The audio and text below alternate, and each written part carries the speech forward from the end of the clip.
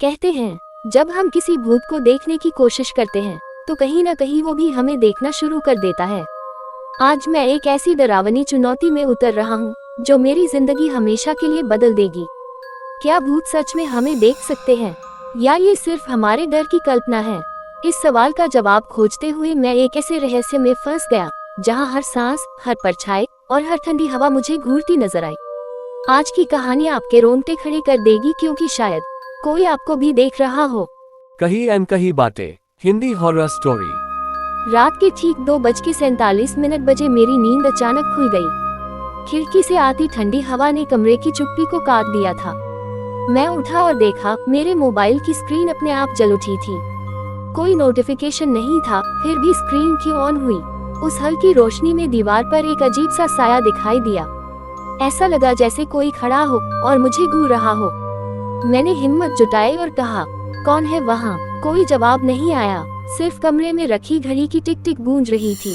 मैंने फिर कहा, अगर कोई है सामने आओ। और तभी दरवाजा अपने आप किर्रर की आवाज के साथ धीरे धीरे खुल गया। मेरे रोंगटे खड़े हो गए।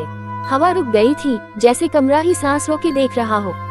मैंने टॉर्च ऑन की, कुछ नहीं, सिर्फ दीवार पर मेरी अपनी परछाई थी। लेकिन अगला पल मेरी परछाई ने सिर घुमा दिया उल्टी दिशा में। मैं जड़ हो गया। दिल इतनी जोर से धड़क रहा था कि उसकी आवाज मेरे कानों में गूंज रही थी। क्या वो मुझे देख रहा है? मैं खुद से बुदबुदाया। वो परछाई धीरे धीरे झुकने लगी, जैसे वो मेरे करीब आ रही हो। और फिर मत देखो, एक बहुत धीमी पर तीखी आवाज आई। ऐसा लगा जैसे वो सीधे मेरे दिमाग में घुस रही हो। मैं पीछे हट गया, टॉर्च हाथ से गिर गई। अब पूरा कमरा अंधेरे में था और मुझे साफ महसूस हुआ कोई मेरे सामने खड़ा है। उसकी सांसें ठंडी और भारी मेरे चेहरे से टकरा रही थी। मैं कांपते हुए बोला, तुम कौन हो? मैं वही हूँ जिसे तुमने देखने की कोशिश की थी। वो आवाज इतनी धीमी थी कि अगर हवा जरा तेज होती तो शायद मैं सुन भी नहीं पाता। तुम इंसान हमेशा हमें देखने की कोशिश करते हो, पर कभी नहीं सोचते कि हम भी तुम्हें देख सकते हैं, हर वक्त, हर जगह। मेरे पैरों के नीचे जमीन खिसक गई। क्या मतलब? तुम हमेशा देखते हो हमें? हाँ, उस आवाज ने कहा, तुम्हारी परछाई में, तुम्हारे आईने में, तुम्हारे डर में हम हमेशा होते हैं। अचानक कमरे की लाइट झपकी और मेरे सामने एक चेहरा दिखाई दिया। सफेद, धुंधला, बिना आंखों के, लेकिन मुझे यकीन था वो मुझे देख रहा था।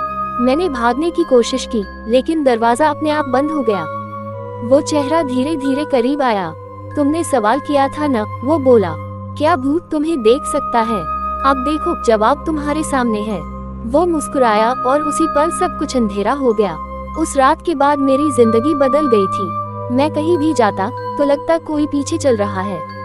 नहीं, कोई इंसान नहीं, बल्कि वो नजर जो ठंडी थी लेकिन जलती हुई महसूस होती थी। ऑफिस में बैठा होता तो कंप्यूटर स्क्रीन में अपने पीछे किसी की धुंधली झलक दिख जाती। आईना साफ करता तो पीछे से कोई हल्की सांस फूंक देता।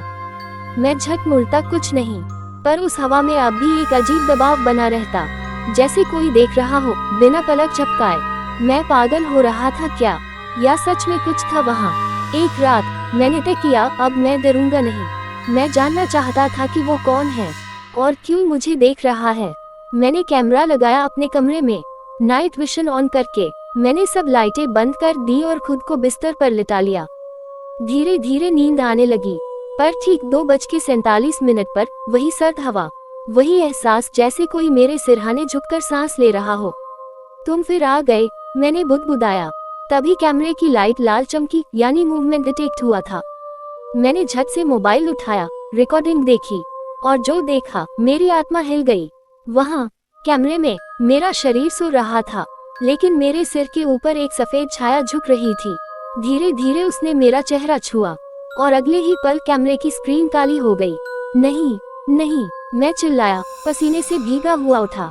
कमरे में वही ठंडी हवा फिर से थी और दीवार पर अब एक नया साया था, जो पहले नहीं था। उस साये ने धीरे से कहा, अब तुम भी देख सकते हो। क्या मतलब? मैंने डरते हुए पूछा। अब हमारे बीच कोई पर्दा नहीं रहा। मैंने आईने की तरफ देखा और जम गया। मेरी आंखें अब काली हो चुकी थीं, जैसे उनमें कोई और झांक रहा हो, कोई जो मेरे भीतर था। वो बोला, तुमने जानना चाहा कि भूत हमें देख सकता है या नहीं? अब तुम खुद उस जवाब का हिस्सा बन गए हो। मेरे कानों में तेज फुसफुसाहट गूंजने लगी। देखना, महसूस करना और अब बन जाना। मैंने सिर पकड़ लिया। दर्द असहनीय था और फिर सब कुछ काला पड़ गया। जब आंख खुली, मैं किसी अजनबी कमरे में था। चारों तरफ पुराने शीशे लगे थे।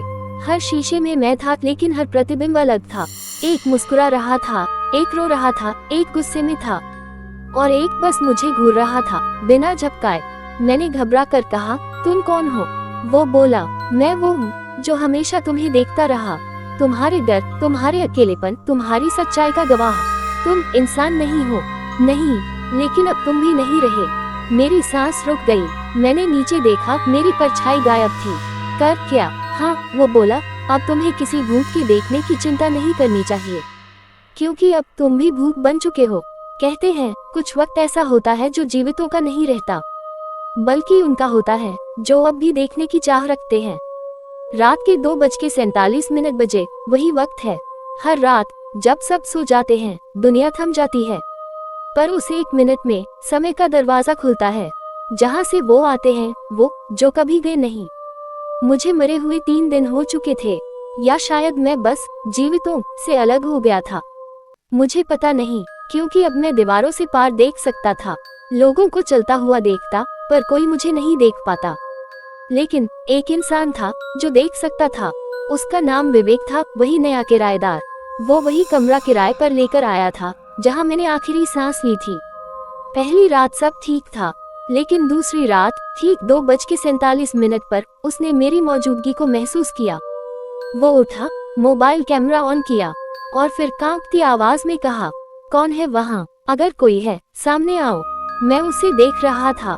मैं उसके बहुत करीब था। मैं चाहता था कि वो सुन ले कि मैं अब कोई खतरा नहीं हूँ, पर जैसे ही मैंने बोलने की कोशिश की, वो चिल्ला पड़ा, मत आना, दूर रहो। उसके शब्दों से जैसे हवा कांप गई। आईने में उसने मुझे देखा। वो वही पल था जब मैंने जाना, वो देख सकता है मुझे। वो गिर पड़ा, मोबाइल हाथ से छूट गया। स्क्रीन पर वही टाइम चमक रहा था, रात के 2:47। और उसी पल हवा में वो जानी पहचानी फुसफुसाहट गूंजी।